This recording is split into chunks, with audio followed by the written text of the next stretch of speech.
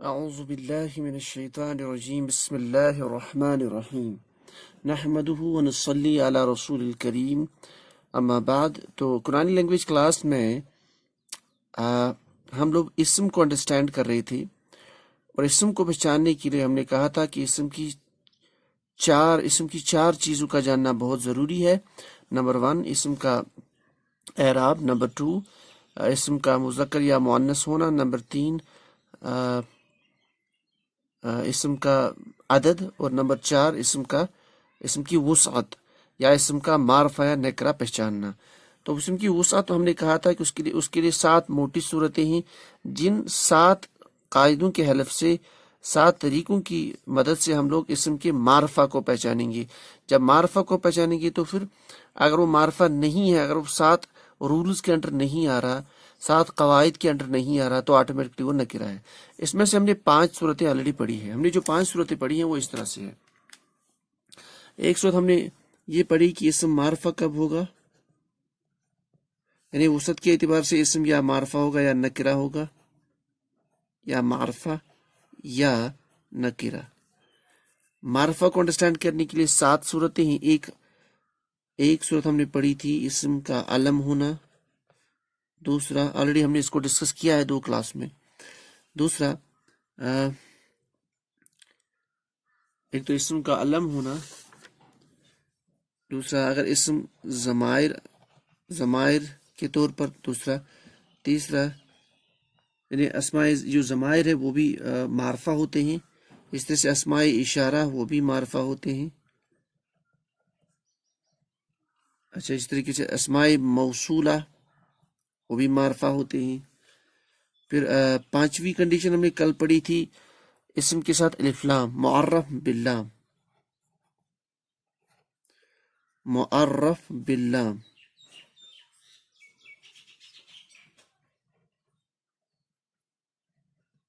یعنی کسی بھی اسم کو الف لام کے ساتھ، الف لام جب اس پہ ایپل داخل کر لیتے ہیں تو اسم معرفہ بن جاتا ہے، یعنی خاص بن جاتا ہے۔ پھر ہم نے اس پہ حروف شمسی اور قمری کو ڈیفائن کیا تھا۔ تو 5ویں صورت اور چھٹی اور 7ویں صورت ہم آج پڑھیں گے۔ تو آج ہم انشاءاللہ اس کو کلیئر کریں گے، اس ٹاپک کو۔ تو ایک صورت ہے، اس کو مضاف الی المعرفہ بولتے ہیں۔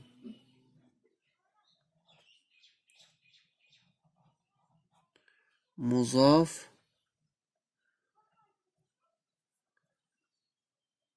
الی المعرفہ، مضاف الی المعرفہ، یعنی اس صورت میں بھی اسم معرفہ بن جاتا ہے۔ کیا مطلب مضاف الی المعرفہ؟ اگر اس کا مطلب یہ اگر کوئی بھی نکرہ اسم ہو، جیسے اگزامپل نکرہ اسم، میں نے کہا کہ نکرہ کی پہچان آخری حرف پہ تنوین، اسم کے آخری حرف پہ تنوین، جیسے یہاں پہ پیش والا تنوین، دو پیش۔ تو اسم کون ہے؟ کتاب، یہ نکرہ ہے، اس کا ترجمہ ہوگا کوئی کتاب یا ایک کتاب، تو یہ نکرہ اسم ہے۔ اب اس نکرہ اسم اگر یہ جو ہے اس کی نسبت ہو کسی معرفہ کی طرف، مینس اگر ایک کتاب کے بدلے ہو، اب ہم اسی کتاب کو بنائیں گے زید کی کتاب، زید کی کتاب، ٹھیک۔ اب زید کی کتاب، اس کو ہم ٹرانسلیشن لکھیں گے عربی میں، یہ بن جائے گا کتاب زیدین۔ یہ انشاءاللہ ہم آگے پڑھیں گے کیسے بناتے ہیں، کتاب زیدین۔ تو اس کا مفہوم ہوتا ہے زید کی کتاب۔ ابھی تک یہ زید تھا، لیکن جب ہم نے کہا زید کی کتاب، تو ہم نے کتاب کی نسبت کی زید کی طرف۔ اب زید بذات خود اس میں علم ہے، تو اب یہ کتاب بھی معرفہ بن گیا۔ اب یہ زید کی کتاب ہے، یہ کوئی خاص کتاب ہے۔ تو جب بھی کوئی اسم، اسی کو بولتے ہیں مضاف الی المعرفہ، یعنی نکرہ اسم کی نسبت معرفہ کی طرف، علم کی طرف، یا کسی بھی معرفہ اسم کی طرف، یعنی اس کی نسبت ہم نے جوڑ دی کس کے ساتھ؟ زید کی طرف، جو معرفہ ہے، بذات خود، تو اب یہ کتاب بھی معرفہ بن گیا. اس کو بولتے ہیں مضاف الی المعرفہ. تو جب بھی کسی نکرہ اسم کو جو کامن ناؤن تھا یا جو عام ہے، جو نکرہ ہے، جب اس کو جوڑیں گی اس کی نسبت کسی خاص چیز کی طرف، کسی خاص اسم کی طرف، تو یہ معرفہ بن جاتا ہے. اس کو بولتے ہیں مضاف الی المعرفہ. آپ بہت ساری اگزامپلس میں لکھ سکتے ہو، زید کی کتاب، زید کا قلم. اچھا، تو اس طرح سے آپ بہت اگزامپل بنا سکتے ہو. تو یہ ہوگی چھٹی صورت. ساتویں صورت جسے اسم معرفہ بن جاتا ہے، اسم جب منادہ ہو. منادہ، تو منادہ جب اسم ہوتا ہے تو یہ معرفہ کہلاتا ہے، یہ بھی آٹومیٹک معرفہ بن جاتا ہے. کیا مطلب اسم منادہ ہو یہ معرفہ بن جاتا ہے؟ دیکھیے، عربی زبان میں جس طرح سے دیگر زبانوں میں کسی کو بلایا جاتا ہے، تو بلانے کے لیے ہم کچھ الفاظ استعمال کرتے ہیں. جیسے ہم بولیں گے، جیسے ایک اسم ہے لڑکا. اب لڑکا ہے تو اس کی کوئی معرفہ چیز تو نہیں ہے، یہ نکرہ ہے. اس کا ٹرانسلیشن ولدن.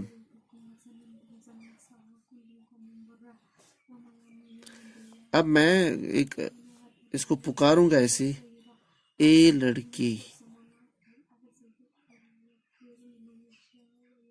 اب میں نے استعمال کیا ہے ایک کچھ الفاظ یا کچھ جو میں لفظ استعمال کیا ہوا اے. تو یہ لفظ جو ہے یہ پکارنے کے لیے استعمال ہوا لڑکی کو. اب یہ لڑکا خاص بن گیا آٹومیٹک. اب یہ جو لڑکا ہے اسی کو بولا جاتا ہے منادہ. تو منادہ مطلب جس کو پکارا جائے. تو عربی زبان میں جس کو پکارا جائے اس کو منادہ بولا جاتا ہے، اور جس حروف سے پکارا جائے اس کو حرف ندا بولا جاتا ہے. تو یاد رہی، ہم نے ابھی تک ایک ہی کیٹیگری حروف کی پڑھی ہے، حرف کی. وہ تھا حرف جارہ. یعنی جب بھی حرف جارہ کسی بھی اسم پہ داخل ہوتے ہیں تو اس کو حالت جر میں لے جاتے ہیں. حرف جارہ میں سے ہم نے کیا پڑھا تھا موٹے موٹے لفظوں میں؟ و، فی، الا، الا. اچھا، اور کیا پڑھا تھا ہم نے؟ الا، الا، فی، من، کا. تو اس طرح سے ہم نے الفاظ پڑھے تھے. تو ان حروف کی جو ان کے بارے میں جو خاصیت یہ تھی ان کی کہ جب بھی ان کو کسی اسم کے اوپر داخل کر لیتے ہیں، اسم کو حالت جر میں لے جاتے ہیں. جیسے اگر الارض ہے، الارض، اس کے ساتھ میں یہاں پہ اس پہ داخل کر لیتا ہوں فی حرف جارہ ہے. اب یہ الارض نہیں رہے گا، یہ رہے گا فی الارض. فی الارض. اب دیکھیے یہ ضاد جو ہے اس پہ اب زیر آ گئی، یہ حالت جر ہے. اس پہ پیش تھا، یہ حالت رفع ہے. تو فی کی وجہ سے حالت جر میں چلا گیا. تو یہ جو کیٹیگری ہے اس کو ہم نے پہلے بھی پڑھا ہے. تو یہ ہوگی حرف جارہ والی کیٹیگری یا حرف جار، ایک کیٹیگری. اسی طریقے سے ایک حروف کی کیٹیگری، ان کو بولتا ہے حروف ندا. یعنی وہ حروف جن کے ذریعے سے کسی کو پکارا جائے، یعنی کسی کو پکارنے کے لیے جن حروف کا استعمال ہم کریں گے ان کو حرف ندا بولا جاتا ہے. جیسے یہاں پہ اے لڑکا. اب حرف ندا اور جس کو پکارا جائے اس کو منادہ بولا جاتا ہے. تو منادہ دیکھیے، لڑکا نارملی کیا تھا، ایک کامن تھا، عام سا تھا، یہ نکرہ تھا. لیکن جب اس کو بلایا گیا حرف ندا کے ذریعے، اس کو منادہ بنایا گیا، تو اب یہ منادہ پراپر ہے، کیونکہ ہم بلا رہے ہیں کسی خاص لڑکی کو، سب کو نہیں بلا رہے ہیں. تو منادہ بھی معرفہ ہوتا ہے. اب حرف ندا کون کون سے ہیں یہ کیٹیگری ابھی ختم کر لیتے ہیں ہم لوگ. تو عربی زبان میں بلانے کے لیے ایک سب سے کامن ہے، وہ ہے یا. تو یا کا مطلب اے. تو اگر اس کو ٹرانسلیٹ کرنا ہو تو یا یا ولدو. اب اس کا اگر ہم ولدو جو لڑکا ہے اس کا ٹرانسلیشن لکھیں گے تو ولدون، لیکن جب یا بڑھا لیا تو یہ ایک پیش گر گیا. یہاں پہ دیکھ لیجیے ولدن، یہ جو دال اس کا تھا اس پہ دو پیش تنوین تھا اس پہ، تو ایک پیش یا کی وجہ سے گر گیا. تو رول یہ ہے کہ یا حرف ندا یوز کرنے سے جو جس اسم کو منادہ بنایا جا رہا ہے اس کا تنوین گر جاتا ہے. جیسے قرآن پاک میں یا نارو، یا نارو، جب ابراہیم علیہ السلام کو آگ میں ڈالا گیا تھا تو پھر اللہ تعالیٰ کی وجہ سے نار کو حکم ہوا تھا کہ اے نار تو ٹھنڈا ہو جائے، یا نارو کونی بردا. اچھا تو وہ نارون تھا اصل میں، لیکن یا کی وجہ سے نارو ٹھیک ہو گیا. اچھا اسی طرح سے بلانے کے لیے یا کے علاوہ استعمال ہوتا ہے بہت کامن ایوہا، ایوہا. اسی طریقے سے استعمال ہوتا ہے ایتو، ایتوہا،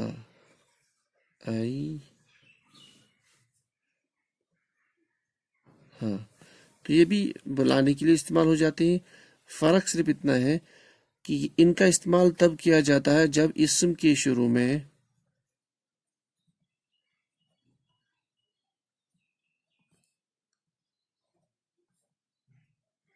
الف لام ہو، اور جب اسم کی شروع میں الف لام ہو اور اسم مذکر ہو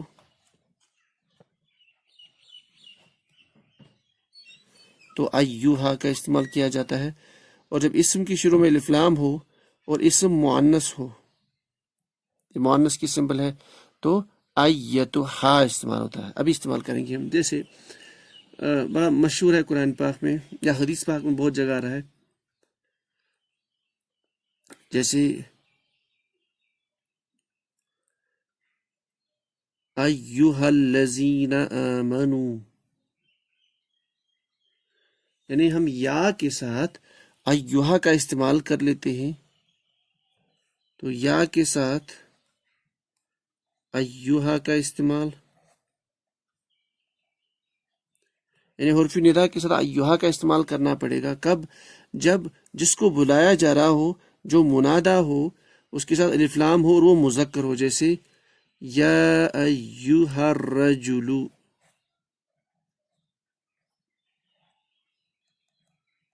تو بلایا جا رہا ہے الرجل کو، اس کی پہلے ہے الف لام، اس لیے ہم کو ایوہا لانا پڑا. یا ایوہا، تو دونوں کا مفہوم ایک ہی نکلے گا یا. تو ٹرانسلیشن دونوں کا یا کیا جائے گا، اے آدمی، یا ایوہا. تو ایوہا کیوں لانا پڑا ہمیں؟ کیونکہ یہ جو اسم جس کو بلایا جا رہا ہے اس کے ساتھ الف لام ہے. اچھا اسی طریقے سے یا ایوہا الذین آمنوا بڑا مشہور ہے، یا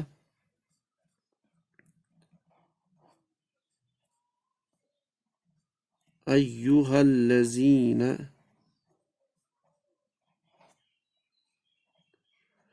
اب بلایا جا رہا ہے اے لوگو.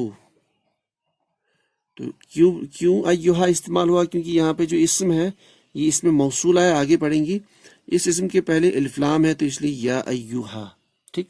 ایتوہا، اس کا بھی یہی سیم رول ہے، یا کے ساتھ آئے گا ایتوہا، لیکن کنڈیشن یہ ہے کہ اسم کے ساتھ الف لام ہونا چاہیے اور الف لام کے ساتھ یہ اسم مؤنث ہونا چاہیے. جیسے یا ایتوہا النفس. اب دیکھیے نفس جو ہے یہ عربی میں مؤنث ہے، نفس مؤنث ہے، اس کے سامنے الف لام ہے، الف لام کی وجہ سے ایتوہا لانا پڑا. تو یا ایتوہا، کیونکہ یہ مؤنث ہے اس لیے ایتوہا لانا پڑے گا، نہیں تو normally it should have been ایوہا. تو کہنے کا یہ مطلب ہے حرف ندا یا استعمال ہو جاتا ہے، اور یہ اسم اگر اس نکرہ اسم کو جو ہے ایک پیش گرا دیتا ہے، اور اگر نکرہ اسم جو ہے اس کے ساتھ اگر اسم کے ساتھ الف لام ہو اب تو یا کے ساتھ ایہا کا استعمال کیا جاتا ہے، اور اگر وہ مذکر ہے، اور اگر وہ مؤنث ہے تو یا کے ساتھ ایتھا بن جائے گا۔ اس کی وجہ سے کیا ہوگا، جس کو پکارا جائے اس کو منادا بولا جاتا ہے، تو وہ پکارنے والا اگر نکرہ ہے اب وہ معرفہ آٹومیٹک بن جاتا ہے۔ جیسے یا نارو، تو کہنے کا یہ مطلب ہے کہ جب بھی کسی بھی اسم نکرہ اسم کو منادا بنایا جائے تو وہ جو ہے معرفہ بن جاتا ہے۔ جس کو پکارا جائے اس کو منادا بولا جاتا ہے اور وہ معرفہ بن جاتا ہے۔ جس حروف سے پکارا جائے ان کو حروف ندا بولا جاتا ہے۔ تو یہ موٹے موٹے لفظوں میں 7 صورتیں تھیں جن میں اسم معرفہ بن جاتا ہے۔ تو ہمارے لیے اس میں یہ ہے کہ اگر ہمیں یہ 2 اسما دیا جائے یا 2 اسما ہم کو دی جائے یا ایک، پھر یہ کہا جائے کہ معرفہ ایک نکرہ، ہم کیا کریں گے، 7 کیٹیگریز اس پہ اپلائی کریں گے، 7 رولز اس پہ اپلائی کریں گے۔ اگر 7 رولز کے انڈر وہ اسم آ رہا ہے تو معرفہ ہے، اگر ان 7 کے انڈر نہیں آ رہا تو آٹومیٹکلی وہ نکرہ ہے، کیونکہ نکرہ کا دائرہ وسیع ہے، لا محدود ہے۔ تو 7 صورتیں کون تھی؟ اسم کا علم ہونا، بذات خود خاص ہونا، ضمائر اسم کا ضمیر کے طور پر استعمال ہونا، جیسے ہوا ہما ہم، اشارے کے طور پر استعمال ہونا، جیسے ذالک اولئک ھذا۔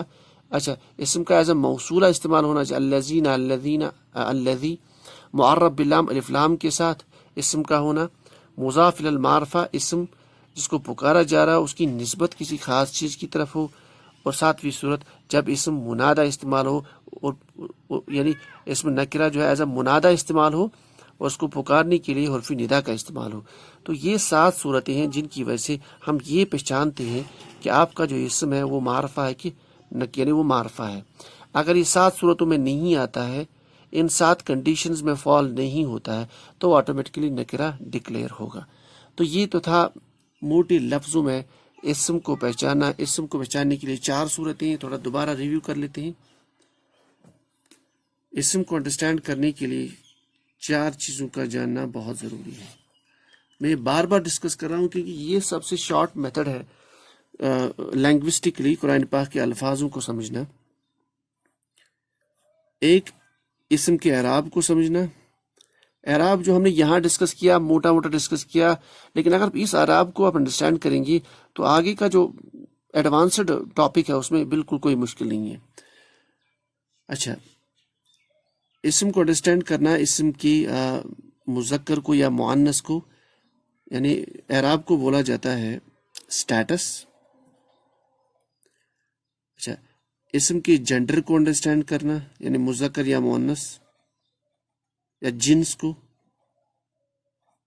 یعنی اسم کا مذکر یا مؤنث ہونا۔ اچھا، تیسری صورت اسم کے نمبر کو انڈرسٹینڈ کرنا، مینس اسم کا عدد، اسم واحد ہے، تثنیہ ہے یا جمع ہے۔ اور چوتھی صورت جو ہمیں ضروری انڈرسٹینڈ کرنی ہے وہ ہے اسم کی وسعت، اس کو بولا جاتا ہے کیپیسٹی۔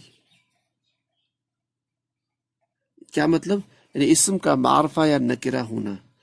تو وسعت مینس اسم کا معرفہ یا نکرہ ہونا، عدد مطلب اسم کا واحد، تثنیہ یہ آلریڈی ہم کر چکے ہیں، میں بس لاسٹ پہ اس کو دوبارہ ریپیٹ کر رہا ہوں، یا اسم کا جمع ہونا، اور جنس مطلب اسم کا مذکر یا مؤنث ہونا، مذکر یا مؤنث، اور اعراب مطلب اسم کا اسم منصرف ہے، غیر منصرف ہے، یا اسم آپ کا مبنی ہے۔